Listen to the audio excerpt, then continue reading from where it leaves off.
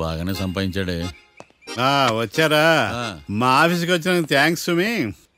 సుమి ఏంటండి జిమ్మీలాగా? జిమ్మి రమ్మి అనకండి, అపచారం. సుమి అంటే అంతా శుభం అని. అబ్బో, మీకు దైవభక్తి బాగా ఎక్కువ అన్నమాట. చాలా అండి. అసలు నేను పురోహితుడిని అవ్వాల్సిందే ప్లేడర్ని అయ్యాను. మీరు? నేను ప్లేడర్ చదివి పౌరోహిత్యం చేసుకుంటున్నానండి. అదేనా బాగా చేస్తున్నారా? ఏదో బాగానే జరుగుతుందండి. ఏంటి ఇంతకీ ఎందుకు రమ్మన్నారు? మీకు ఒక కేసు గురించి చెప్దామని. కేసా? ఎవరండి ఆవిడ? కేసు అంటే ఆవిడే ఈవిడే కదండి, కోర్టు కేసు. ఓహో, కోర్టు కేసా? చెప్పండి. మీకు ఆ కేసు గురించి చెప్తే ఆశ్చర్యంతో పులకరించిపోతారు. పులకరించిపోటాలు పులిహోర పొట్టాలు తర్వాత అండి, ముందు పాయింట్కి రండి. వస్తా. ఆ ఇద్దరు ముద్దాయలే హత్య చేశారని బల్ల గుద్ది చెప్పగలను. వాళ్ళ కాల్చిన తుపాకీ దొరికిందనుకోండి, ఈ కేసు డబుల్ స్ట్రాంగ్ అయిపోద్ది. ఏంటి మీరు సీరియస్ గానే చెప్తున్నారా? నేను ఇంకా ఈ కేసు మీద పూర్తిగా ఆవహించుకోలేదండి. ఆవహించుకోవడానికి ఈ కేసు ఏమన్నా ఆత్మ ప్రేతాత్మ? ఏదో ఈ కేసు మొత్తం కన్ఫ్యూజ్ గా ఉంది సార్. దీన్ని ఎక్కడి నుంచి ఎలా ఇన్వెస్టిగేట్ చేయాలో నాకు అర్థం కావట్లేదు. మీరు ఆ 30 రోజుల్లా అన్న కరెక్ట్ గా చదివి ఉంటే ఈ కన్ఫ్యూజన్ లేకపోయింది. మీ కన్ఫ్యూజన్ పోగొట్టడానికే మిమ్మల్ని రమ్మన్నాను. ఏంటిది?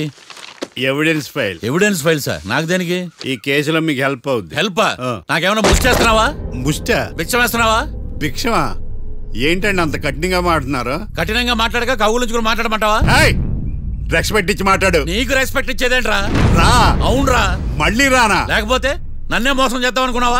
నిన్ను మోసం చేస్తే నాకేం వస్తుంది బొంగు? ఇక ఆపు. అసలే నీ సైలెన్సర్ కి సౌండ్ ఎక్కువ, పికప్ తక్కువ. ఎందుకు పనికిరాని ఫైల్స్ నాకు ఇస్తే ఈ కేసులో నేను ఓడిపోతానని నీ నమ్మకం. No, never. You are unprofessional fool. నన్ను ఫూల్ అంటావా? నా ఆఫీస్ నుంచి గెట్ అవుట్. మర్యాద లేకుండా గెట్ అవుట్ అంటావేంటి? గెట్ అవుట్ అవడం మర్యాదగా చెప్పడం. Get out. అభిమానంతో పిలిచి అవమానిస్తావా? ఇప్పుడు చెప్తున్నాను రాసుకో.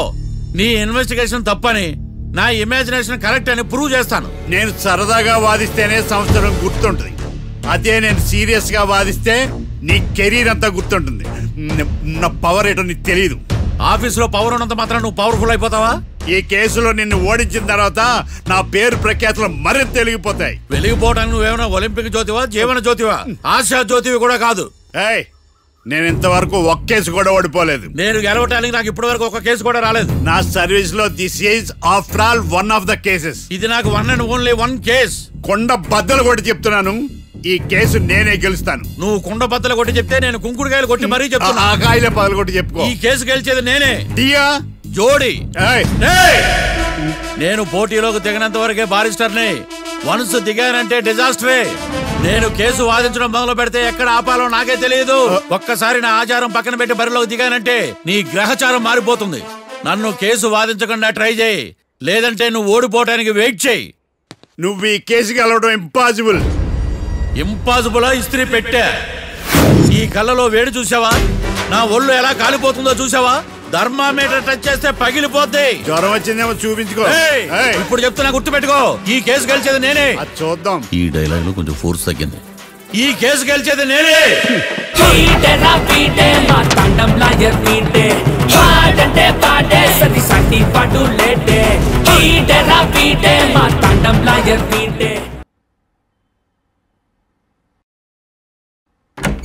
చిచ్చి, వాడికి ఎంత ధైర్యం అమ్మా! నన్నే పిలిపించి ఇన్సల్ట్ చేస్తాడా? ఏమైంది మావయ్య? ఎందుకు ఇంత ఫ్రస్ట్రేషన్ లో ఉన్నావు? ఏం జరిగింది? వాడు కన్సల్టింగ్ అని పిలిచి నన్ను ఇన్సల్ట్ చేస్తాడా? వాడికి నా రిజల్ట్ ఏంటో చూపిస్తానమ్మా. అసలు ఎందుకు రమ్మన్నాడు? ఎవిడెన్స్ ఫైల్స్ కోసం. ఎవిడెన్స్ ఫైల్సా? మరేవి? తీసుకోలేదు. ఎందుకు తీసుకోలేదు? అలవాటు లేదు. ఏంటి? వాడు ఎవిడెన్స్ ఫైల్స్ ఇస్తే నేను తీసుకోవాలా? వాడు సుమతి శతకాలు. ఎవిడెన్స్ ఫైల్స్ తీసుకోలేదా? లేదు. తీసుకోలేదా? అరిగిపోయిన గ్రామ్ ఫోన్ రికార్డ్ లాగా 100 సార్లు అడుగుతావేంటమ్మా? అక్కడ నా జరిగింది సన్మానం కాదు, అవమానం. కోర్ట్ రూల్స్ ప్రకారం ఎవిడెన్స్ ఫైల్స్ తీసుకోవాలి. ఎవిడెన్స్ ఫైల్స్ చూస్తేనే కదా కేసు ఏంటో అర్థమయ్యేది. కోర్టు రూల్సా? అంటే తెలిసి మళ్ళీ నేనేమైనా తప్పు చేశానా? బా మావయ్య, ఒకసారి నా జాతకం నేనే చూసుకోవాలి.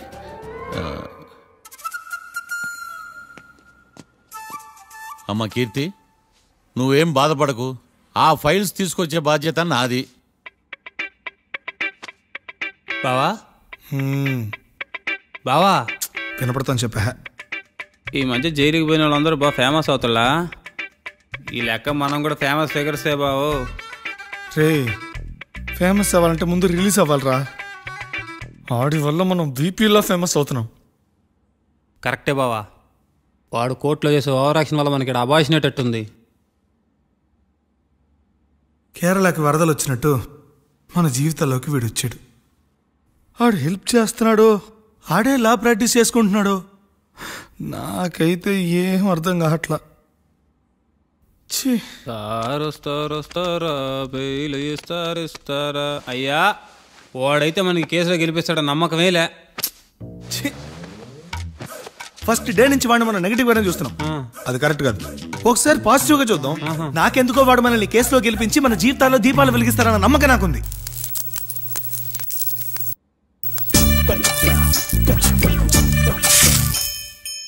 ఇదేం ట్విస్ట్ మావా? ఎగ్జామ్లే పడుకో.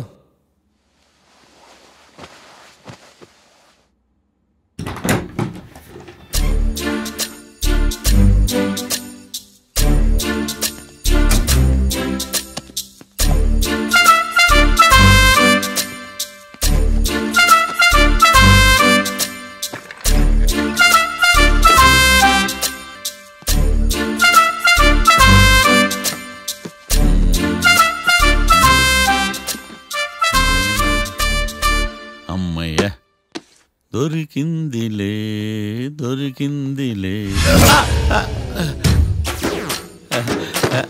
నమస్తే సార్. ఇవి ఎవిడెన్స్ ఫైల్స్ కావా? మళ్ళీ దెబ్బడిపోయింది. జంగిలీ పనులు చేయడానికి సిగ్గులేదు నీకా? ఏమిటి సుమి ఈ వేళప్పుడు నా ఆఫీస్కి వచ్చావు? ఓ ఎవిడెన్స్ ఫైల్ కోసమా? ఇది సినిమా కేసులకు సంబంధించిన ఫైలు. లా ఒక్కింత లేదు, చదివాడు గాని. ఒక్కలో తమలు పగలంటారా నీ బోందా? School పిల్లకాయ rubber మింగేసినట్టు గమ్మునుంటావేంది? మాట్లాడు. ఎవిడెన్స్ ఫైల్ ఇచ్చినప్పుడు తీసుకోకుండా ఇప్పుడు వచ్చి గుడిసాడు పనులు చేయడమేంది? అప్పుడు తీసుకోవాలనిపించలేదు, ఇప్పుడు అడగాలనిపించలేదు, అందుకే ఇలాగా. చూసారా సార్, సిగ్గు లేకుండా ఎంత మూర్ఖంగా మాట్లాడుతున్నాడు. ఈడొకడు సుమి సుమి అంటూ నా ప్రాణాలు తీస్తున్నాడు. సార్ ఎప్పుడు నెగటివ్ గానే మాట్లాడతారు, పాజిటివ్ ఉండదా? ఏం ప్లేడరో గొంతు లేస్తుందే. బ్యాట్స్మెన్ బౌలర్ కలిసి ఎంపైర్ దెబ్బేసినట్టు మీ ఇద్దరు కలిసి నన్ను టార్గెట్ చేశారండి సార్. అసలు నువ్వు చేసిన పనికి పోలీస్ కంప్లైంట్ ఇవ్వాలి. ఈ విషయం బయటికి తెలిసిందనుకో పరువు పోదు సార్. ఇది ఏమన్నా బయటికి చెప్పుకునే విషయం అండి? పరువు వద్దని తెలిసినప్పుడు ఎందుకు చేశావు? నీ తెక్క దశలు చూస్తా ఉంటే నా రక్తం ఏరులై పారుతుంది. పెన్నా నదిలోనా కృష్ణా నదిలోనా సార్? చింత పిక్కల సాకులు చెప్పడానికి సిగ్గులేదు నీకా? సరే సార్, నేను బయలుదేరుతున్నాను. ఆగో, ఇదిగో ఏకాంతమో ఆ ఎవిడెన్స్ ఫైల్ ఇచ్చి వీడి పీడ వదిలించకూడదా ప్లీజ్? సరే సార్. ఇట్లా అందరికి చెమటలు పెట్టించే బదులు బెయిల్కి అప్లై చేయొచ్చుగా. బెయిలా? దేనికి? బెయిల్ దేనికంటావేంది? బెయిల్ దేనికి ఇస్తారో నీకు తెలియదా? నీకు తెలుసా? ఒక్క లాయర్ జడ్జి అడిగే ప్రశ్న ఇదే. ముచ్చుకో మాలూం. మాకు మాలూం. అయితే అప్లై చేయొచ్చుగా. మీరు ఎప్పుడు పడితే అప్పుడు బెయిల్ ఇస్తే నేను తీసుకోనండి. నాకు అవసరమైనప్పుడే నేను తీసుకుంటా. ఇదిగో evidence file. Thank you sir. ఎవరి చేతనా చదివించుకో, బయలుదేరు. పైత్యానికి కూడా ఒక పద్ధతి ఉంటది, పిచ్చికి కూడా ఒక ప్రోగ్రెస్ ఉంటది. వీడిది పిచ్చో పైచో అర్థం కావలేదప్పా. ఎర్రి. వాడు చెప్పింది కరెక్టే అండి. ఆడికా మనక ఎర్రి.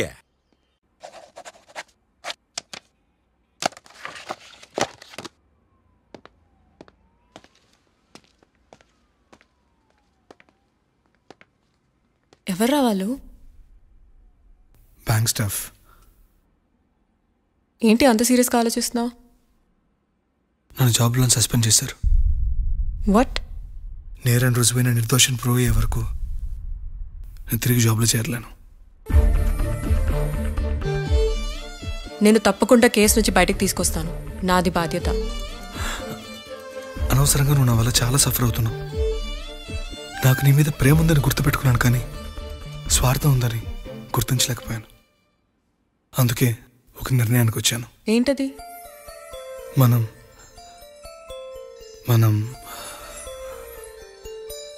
విడిపోదాం. వాట్? అసలు ఏం మాట్లాడుతున్నావు అర్థమవుతుందా నీకు? ఇప్పుడున్న సిచ్యువేషన్లో నేను ఈ కేసు నుంచి బయటపడతానా, అసలు బయటకు వస్తానా లేదా అన్న గ్యారంటీ లేదు. నేరం రుజువైతే ఎన్నేళ్ళు శిక్ష పడుతుందో కూడా తెలీదు. నా ఫ్యూచర్ ఎలాగో నా చేతుల్లో లేదు. నీ ఫ్యూచర్ రిస్క్లో పడుతున్నామని భయంగా ఉంది. ప్రేమకి భవిష్యత్తుకి మధ్యలో భయం ఒకటి ఉందని గుర్తు చేస్తున్నావా? ప్రేమ భయానికి లమ్మకపోయినా భవిష్యత్తుకి భయపడాలిగా. ప్రేమించిన అమ్మాయి కలలో చూస్తూ ప్రపోజ్ చేయడానికి రాని ధైర్యం బ్రేకప్ చెప్పడానికి మాత్రం ఎలా వస్తుంది? నా ప్రేమ నీ సంతోషానికి కారణం అవ్వాలనుకున్నాను, కానీ అదే కన్నీళ్ళకి కారణం అవుతుంటే నేను తట్టుకోలేకపోతున్నాను. ప్రేమించిన వాళ్ళ కోసం వచ్చే కన్నీళ్ళు విడిపోవడానికి కాదు, కలిసి ఉండడానికి. ప్రాబ్లమ్స్ ఉన్నప్పుడు పోరాడాలి, భయపడి పారిపోవడం ఏంట్రా? వేరువేరుగా ఉన్న మన ఇద్దరిని ప్రేమ ఒకటి చేసింది. ఒకటిగా ఉన్న మనం ఎప్పటికీ వేరవ్వలేం. I love you.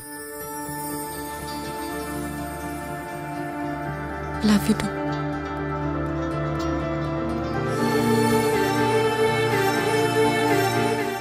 సముద్రాన్ని దాటి ప్రేమని జయించడానికి ఇది రామాయణం కాకపోవచ్చు, కానీ ఎన్ని కష్టాలు వచ్చినా ఈ సీత నీకోసం ఎదురు చూసిందని మర్చిపోకు.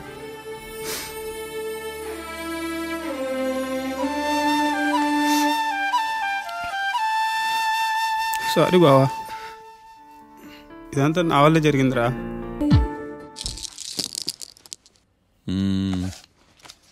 గురుడు 3వ స్థానం.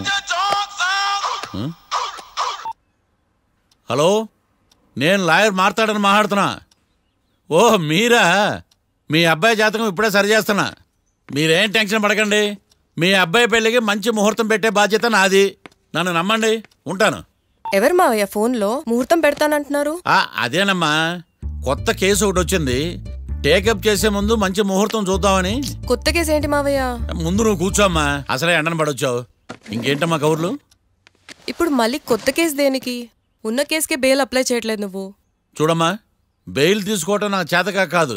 నా ఫస్ట్ కేసులో డైరెక్ట్గా వాళ్ళు కేసు గెలిచాక బయటికి రావాలి.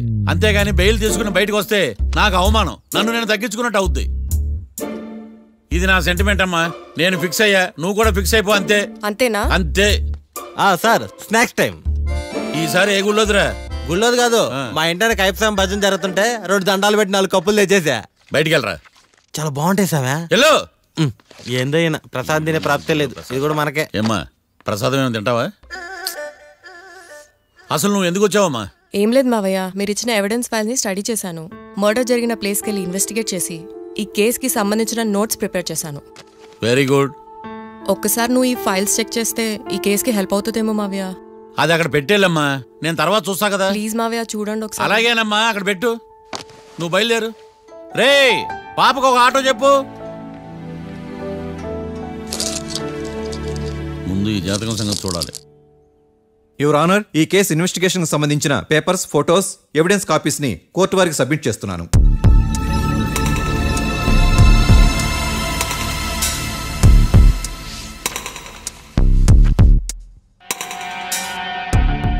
యువర్ ఆనర్, ఈ ఇద్దరు ముద్దాయిలు కాట్రాజ్ సింగ్ ని హత్య చేసి పారిపోతుండగా 3 వ్యక్తులు చూశారు.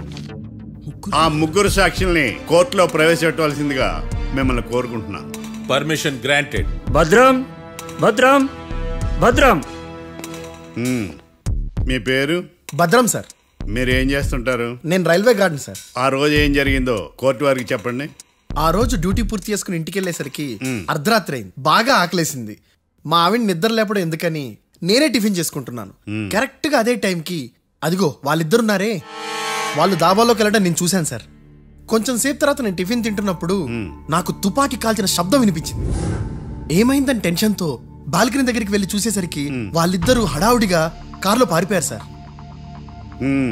కారు ఇదేనా? ఇక్కడ కారు లేదు సార్. ఈ కారే సార్. ఆ ఇద్దరు ఈ కారులోనే పారిపోయారు sir. Okay, you can go. రెండో సాక్షిని కూడా ప్రవేశపెట్టవలసిందిగా కోర్టు వారిని కోరుకుంటున్నాను. సుమన్. నమస్తే సార్. నమస్తే సార్. నీ పేరు? సుమన్. డాబాలో వచ్చి జరిగే టైంకి నువ్వెక్కడున్నావు? రోడ్డు కట్టు పక్క పని చేసుకుంటానే సార్. సడన్ గా డామ్ డామ్ అని తుపాకీతో కాల్చిన శబ్దం వినపడింది సార్. నేను కంగారు పడి డాబా వైపు చూసేసరికి ఆ ఇద్దరు కుర్రాళ్ళు డాబాలోంచి పరిగెత్తుకుంటూ వచ్చి కారెక్కి పారిపోయారు సార్. నువ్వు చూసింది ఈ కారేనా? ఈ కారే సార్. సేమ్ జిరాక్స్ ఈ కారే sir. Okay, you can go. అమ్మా, ఆ రోజు డాబాలో హత్య చేసి పారిపోయిన వాళ్ళు ఈ కోర్టులో ఉన్నారా? ఉన్నారు. వాళ్ళని గుర్తుపడతారా? అదిగో వాళ్లే. యువర్ ఆనర్, ఈ 3 చెప్పిన సాక్ష్యాధారాల ప్రకారం వీళ్ళు నేరం చేశారని రుజువైంది. అత్యంత దారుణంగా ఓ వ్యక్తిని కాల్చి చంపినందుకు కళ్యాణ్ని, అతనికి సహకరించినందుకు రాకీని కఠినంగా శిక్షించవలసిందిగా కోర్టు వారిని కోరుకుంటున్నాను. That's all your honour.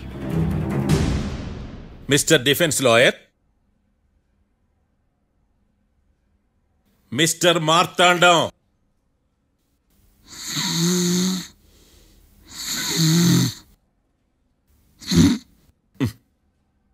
కోర్టులో నిద్రేందయ్యా?